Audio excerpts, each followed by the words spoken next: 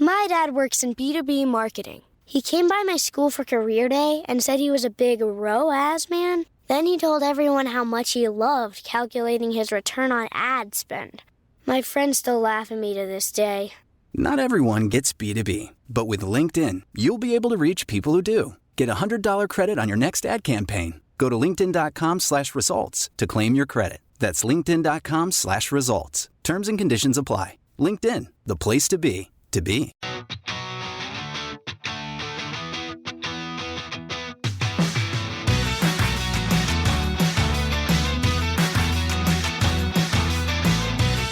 Welcome back to Rams Up, your favorite LA Rams podcast. We are part of the Fans First Sports Network. You can follow us on our YouTube channel as well, at LA Rams Up. I'm your host, Mark. I'll be joined occasionally by my football gurus, Paul and Ian. Let's get to it.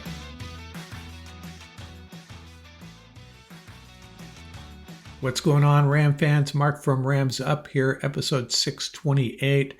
And hey, I hope you caught episode 627.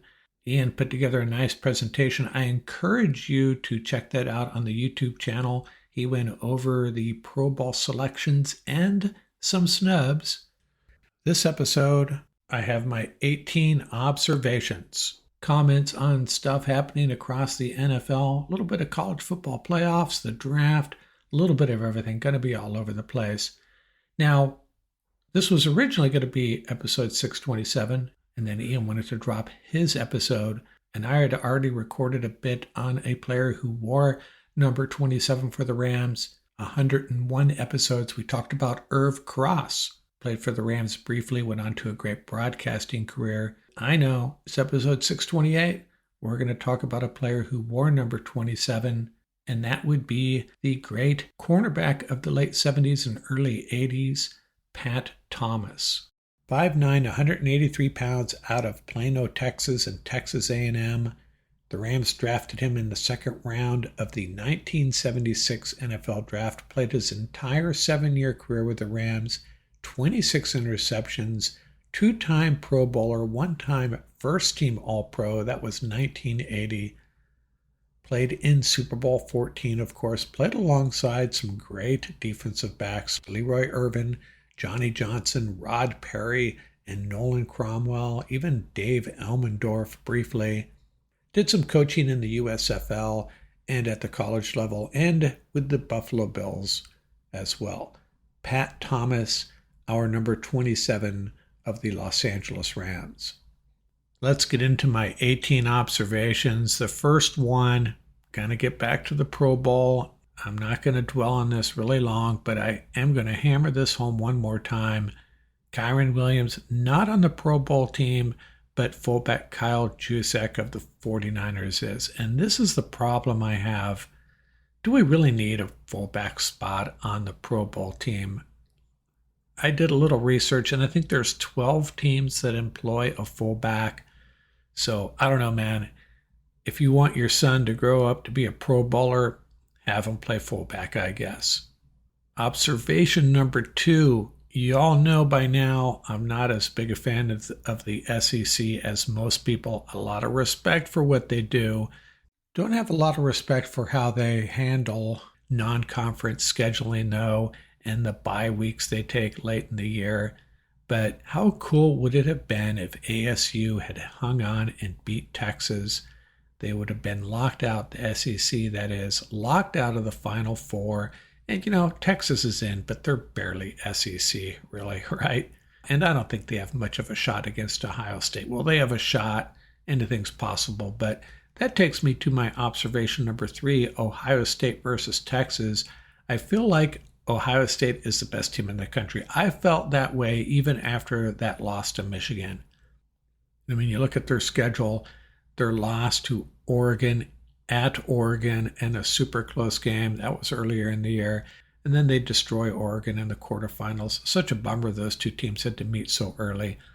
So losses to Michigan and Oregon, Texas, both of their losses to Georgia. They also had that customary SEC late season bye. Ohio State favored by 6, and I'll take Ohio State. I think they'll win by more than 6. and Paul Feinbaum will be taking Texas guaranteed. Observation number 4, that other game, Notre Dame versus Penn State. Gotta love the culture there at Notre Dame. Something good is going on there. Penn State, on the other hand, their losses to Ohio State and Oregon, so pretty impressive, but they've had some worrisome close calls, namely Minnesota and USC, and pretty big deal, edge rusher outside linebacker Abdul Carter, the next in line of some great Penn State pass rushers. Major question mark after suffering an injury there in the last game. Unanimous All-American and Big Ten Defensive Player of the Year. Got hurt in that win over Boise State. Some kind of arm injury, and if he can't go, that just helps out Notre Dame a little bit more. And Notre Dame, they lost to Northern Illinois, unexplainable, and they had a very unchallenging schedule, but I still think they're on a roll. Something special going on there. Not a Notre Dame fan, but I think they win this one. The odds in those two games, by the way, Ohio State favored by 6, Notre Dame favored by 1.5. Observation number 5, if you saw our tight end evaluation that Paul and I did, an early NFL draft episode, we looked at all the top tight ends in college football. Well, I shouldn't say all of the top tight ends, but we looked at a few of them. 3 of them that we looked at are playing in the semifinals. Gunnar Helm of Texas, Mitchell Evans of Notre Dame, and Tyler Warren of Penn State. So if you're a Rams fan and you're eyeballing that 2025 NFL draft and thinking the Rams might be targeting a tight end, I encourage you to keep an eye on those 3 guys during the college football playoff semis. Observation number 6, back to the Pro Bowl. This will be the last time I talk about it. Well, that may not be true. How about Kevin Dotson? Does he belong in the Pro Bowl? And my first inkling was, yeah, he probably does. And I looked at who did make it. Landon Dickerson of the Eagles and Chris Lindstrom of the Falcons, both very deserving. And I get it. Probably should be ahead of Dotson. Tyler Smith of the Dallas Cowboys. Yeah, I'm not sure who is a better player right now, and this is a problem with the Pro Bowl. 2 problems, really. If you're a pretty good offensive lineman for the Cowboys, you're probably going to be in the Pro Bowl. And once you make the Pro Bowl, you're in until you break a leg. And that's what's happening with Tyler Smith. I think Kevin Dotson probably should have gotten the nod over Tyler Smith. And if Kevin Dotson was on the Cowboys and had a year like he did this year, I ask you, would he be in the Pro Bowl? And the answer is absolutely. Observation number 7. Let's revisit what I think are the Rams' draft needs. Yeah, it's almost that time of year. And I have about 6 things that I'd be looking for if I was Les Snead. I'd still be considering who is our quarterback of the future and who is our tight end of the future. Matthew Stafford and Tyler Higbee both getting up there in years. And then an impact wide receiver. Well, we have one. Do we have a second one? Cooper Kupp, not so sure he's going to be the guy moving forward. Wide receiver 2 at best, right? Just seems to be dragging a little bit, really injury prone. And don't get mad at me. I'm just calling it like I see it. A great receiver, one of my favorite all-time players. But is he really a threat at this point? Is he a guy that defenses really have to be concerned about? I think in the playoffs this year, definitely he could make an impact catch here and there. And I think he will. But moving forward, I think we need to add another wide receiver. I also think we need an impact cornerback. I mean, the guys we have are getting it done. And remember, Darion Kendrick and Trey Tomlinson come back next year. But I'm not sure there's any cornerback on this team that, is Pro Bowl worthy? Absolutely not. And maybe we can get by without one, but I'd love to have one. And the 5th thing I think we need is a nose tackle. We need to improve that position. Bobby Brown, if he comes back, maybe that's a solution. Bobby Brown, Tyler Davis, but I think we need to draft one for sure. And the 6th thing we may need 2 of them. We may need 2 tackles. Rob Havenstein getting up there in years. Alaric Jackson, man, I don't know. We need to bring him back. If we don't, that becomes perhaps our number one need. Speaking of the draft, observation number 8, Luke Easterling of Athlon Sports. I've cited his work a couple of times. He shared his first-round mock draft. Tyler Warren, the great tight end, going 12th to the Colts. Ashton Gianti, the running back, going 13th to the Cowboys. Yeah, they need a running back badly. Colston Loveland, the other tight end we like, going 20th to the Broncos. And he had the Rams drafting cornerback Siobhan Revell out of East Carolina. So I would be okay with that. Observation number 9, another mock draft, a 4-man mock draft. 4 experts sharing their picks. USA Today's rep picked Josh Simmons, the offensive tackle out of Ohio State, as did the CBS Sports participant. The Draft Network selected Tyler Warren, the tight end from Penn State, if he lasts that long, and NewJersey.com, their guy selected edge rusher Mikael Williams out of Georgia. That one doesn't make sense to me, considering how well stocked the Rams are at that position. Now, if they love a guy, sure, go get him. I think they have bigger needs, though. Flex your business with an American Express Business Gold Card. You'll earn 4 times membership rewards points on your top 2 eligible spending categories, like transit and electronics, each month, on up to $150K in combined purchases per year. Plus, you can now earn 3 times membership rewards points on flights and prepaid hotels booked on AmexTravel.com. Terms and points cap apply. Learn more at americanexpress.com/business-gold. Amex Business Gold, built for business by American Express. Imagine what's possible when learning doesn't get in the way of life. At Capella University, our game-changing FlexPath learning format lets you set your own deadlines so you can learn at a time and pace that works for you. It's an education you can tailor to your schedule. That means you don't have to put your life on hold to pursue your professional goals. Instead, enjoy learning your way and earn your degree without missing a beat. A different future is closer than you think with Capella University. Learn more at capella.edu. And what about this Josh Simmons? 2 of them selecting him for the Rams, offensive tackle out of Ohio State, played at Helix High School in San Diego, and then San Diego State, transferred to Ohio State. Great prospect if you're looking for a tackle that can contribute to a power running attack. Not sure if he can hold up at left tackle at the NFL level. He's played there at Ohio State, played right tackle at San Diego State, currently injured, hurt his knee, so we will not have the opportunity to watch him in the remaining college football playoff games. And if Helix High School rings a bell, that is right. That's Reggie Bush's high school. Observation number 10, I've been hearing about all these injuries to the Detroit Lions, especially their defense, so I thought I'd unpack that a little bit. Hadn't really inspected that myself, so let's go through some of these injuries. Linebacker Alex Anzalone, key player on their defense. He should be back for the playoffs. They're going to hold him out, I think, against the Vikings. Linebacker Derek Barnes suffered MCL and PCL tears in Week 3. He will not be back this year. Defensive lineman Aiden Hutchinson. Remember, he had that really bad injury early in the year. He says he will return for the Super Bowl. Defensive lineman John Kaminsky suffered a torn MCL in July. He will not be back. And the defensive lineman Alan McNeil, torn ACL. He is also done for the year. Defensive lineman Marcus Davenport, likely done for the year also with a torn triceps.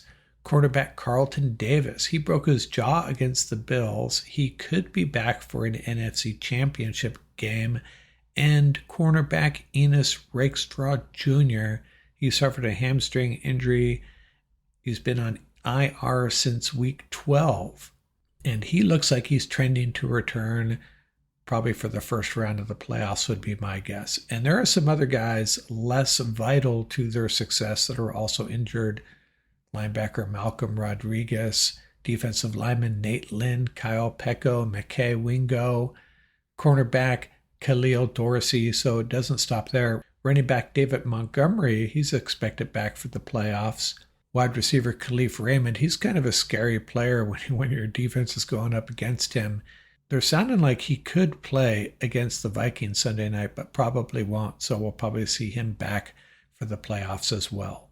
So I guess what I'm saying is, if you're going to face the Lions, round 1 might be the time to get them. Observation number 11, I saw someone predict that the Raiders are going to hire Deion Sanders as their new coach, and then they're going to turn around and draft his son. I don't know if that's a good idea. Either parts of that, actually. And I wonder how Tom Brady feels about that, being a part owner of that franchise. Tom Brady, Deion Sanders seem kind of like different types of personalities, in my opinion. Observation number 12, just my opinion here. Speaking of Tom Brady, it's amazing how much your opinion of someone can flip. Back in his playing days, I just did not like the guy. Something about him, the way he carried himself on the field, and the fact that he played for, one of the franchises that I hate, probably second most to the 49ers. Tom Brady, just didn't like him, but he's kind of grown on me. Maybe I misjudged him all those years. I like him as an announcer for the most part, and he says a lot of things that I agree with. Kind of starting to like Mr. Tom Brady. Observation number 13, I have some predictions for you. I'm going to predict what the lines would be, the betting lines for the Rams against their 4 potential opponents. And my special assistant, who knows everything but prefers to remain anonymous, helped me out here. He's more in tune to lines and over and unders and all that stuff than I am. Lions at the Rams, we're thinking the Lions are minus 3.5 point favors if it comes to the Detroit Lions visiting SoFi in the wild card round. I think the public and the sharps will be all over the Lions, though. Vikings at the Rams, very similar. I think the spread would be a little bit lower. The fact that the Rams took care of the Vikings earlier in the year will keep that spread down a little bit, but still I think the Vikings would be favored by 3. Packers at the Rams, we're thinking Packers by 2.5. Now, the Rams lost to the Packers, but remember, they didn't have Kupp or Puka. They lost 24-19. Logan Bruss was our starting left guard in that game. Jordan Whittington was our leading receiver. And it was a competitive game. We had the pick 6. We also had a couple of turnovers that gave the ball away to the Packers. This would be a really close game, I think, but Packers would be favored by that 2.5 points. The only game where I think the Rams would be favored would be the Commanders at SoFi. Rams by 3 is what we're thinking. This could sway either direction depending on how the public and the sharps feel about rookie Jaden Daniels in his first playoff game. And now all these could sway based on, the first 2, Lions and Vikings, could be impacted by what happens Sunday night. The Packers-Rams, I don't think anything will change unless there's a significant injury, and we hope there isn't for either side. But that's what we're thinking. Lions by 3.5, Vikings by 3, Packers by 2.5, and then the Rams by 3 over the Commanders. Observation number 14, I have a revolting development for you. I was number 1 in the Cam Scattaboo fan club, and then it was revealed the other day he is a diehard 49er fan. I think the guy's undraftable.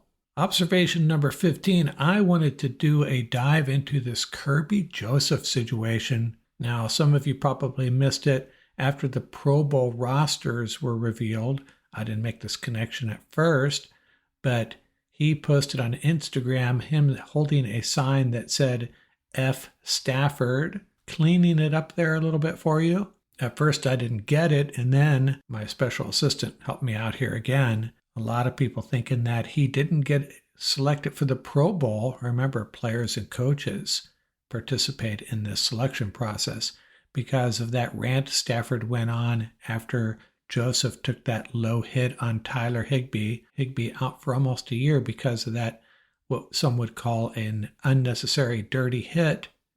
So Joseph goes low on Tyler Higbee. Stafford calls him out. It's picked up for everyone to hear. You're a dirty player. Everybody knows it. And by the way, Joseph also took out TJ Hawkinson of the Vikings in a similar fashion.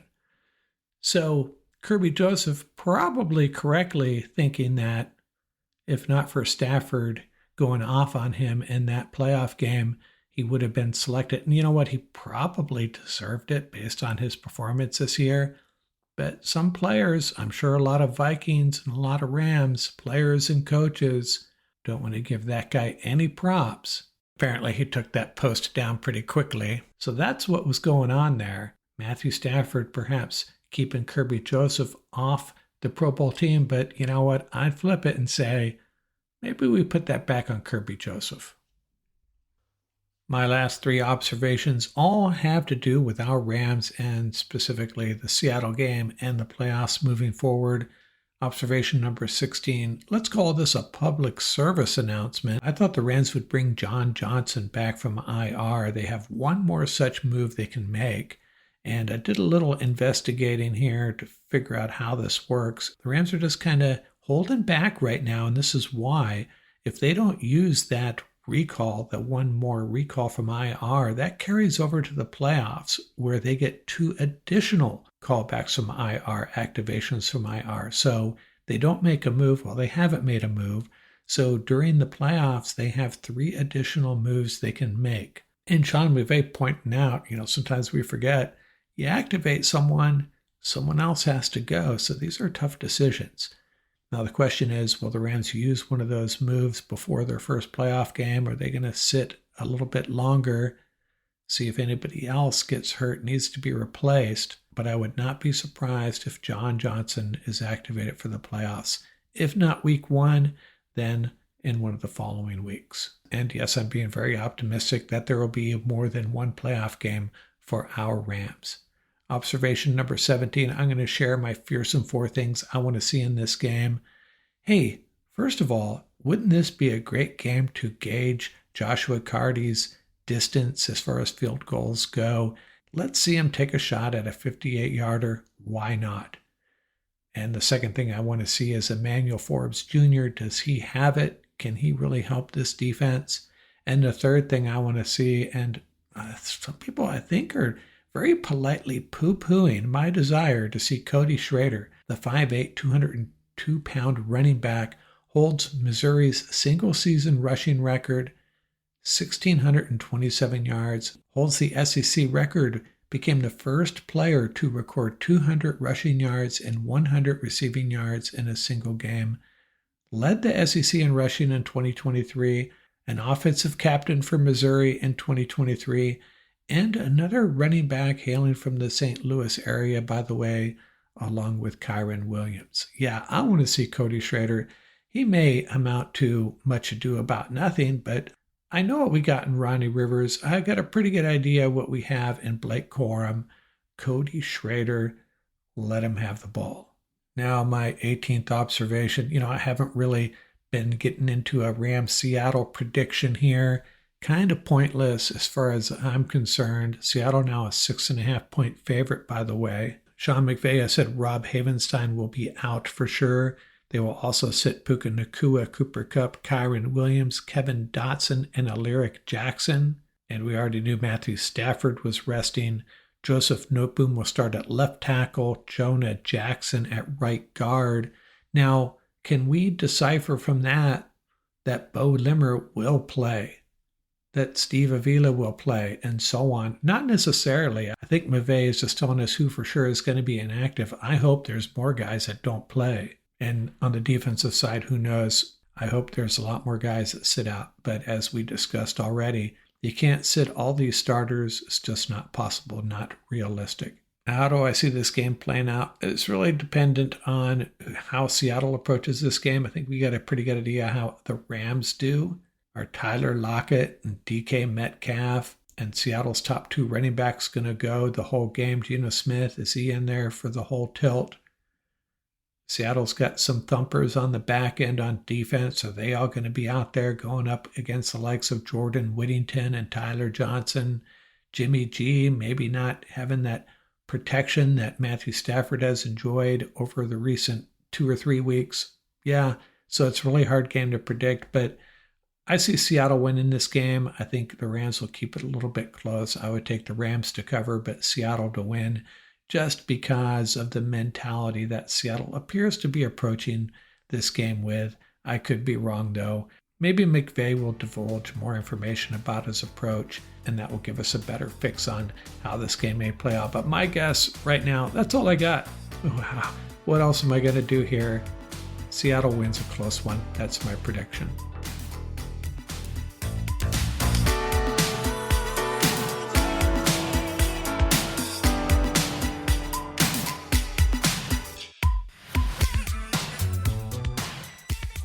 That's going to do it for this episode. Remember, you can reach us at ramsuppodcast@gmail.com. And don't forget about our YouTube channel. Our handle is at laramsup.com.